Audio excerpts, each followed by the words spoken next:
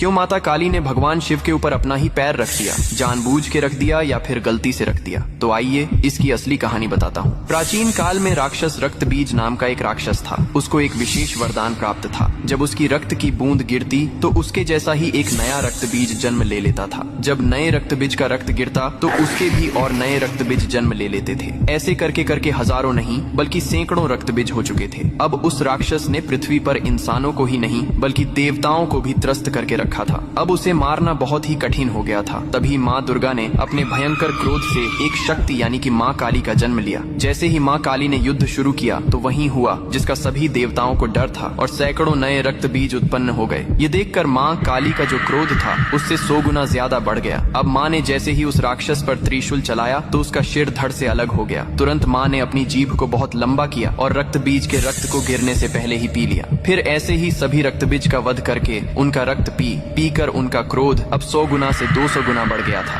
धरती कांपने लगी थी, समुद्र मथने लगे थे, देवता भयभीत होकर इधर उधर भागने लगे थे। तब देवताओं ने भगवान शिव से प्रार्थना की, हे महादेव, आप ही माता काली के संताप को शांत कर सकते हैं। शिव ने देवताओं की पुकार सुनी और माँ काली के सामने युद्ध भूमि में पहुंच गए। लेकिन माँ अपने तांडव में इतनी लीन थीं कि उन्होंने शिव को भी नहीं देखा। तभी भगवान शिव ने स्वयं माता के चरणों में लेट गए। जैसे ही माँ काली का पैर अनजाने में शिव के सीने पर पड़ा, तुरंत उनका क्रोध शांत हो गया। उन्होंने नीचे देखा तो अपने प्रिय पति शिव थे। यह देखकर उनकी जीभ शर्मिंदगी से बाहर निकल आई। इसके बाद शिव ने मुस्कुराते हुए कहा, हे माँ, तुम्हारा यह रूप सृष्टि के संतुलन के लिए था, लेकिन यह रूप अब धरती पर बहुत धाम से पूजा जाएगा। यही कारण है कि तस्वीर में और मूर्तियों में माँ काली को शिव जी पर खड़े हुए दिखाया जाता है, जो बहुत ही शुभ माना जाता है।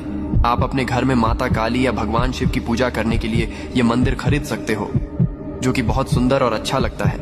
यहाँ टाइप करके आज ही अपने घर मंगाए।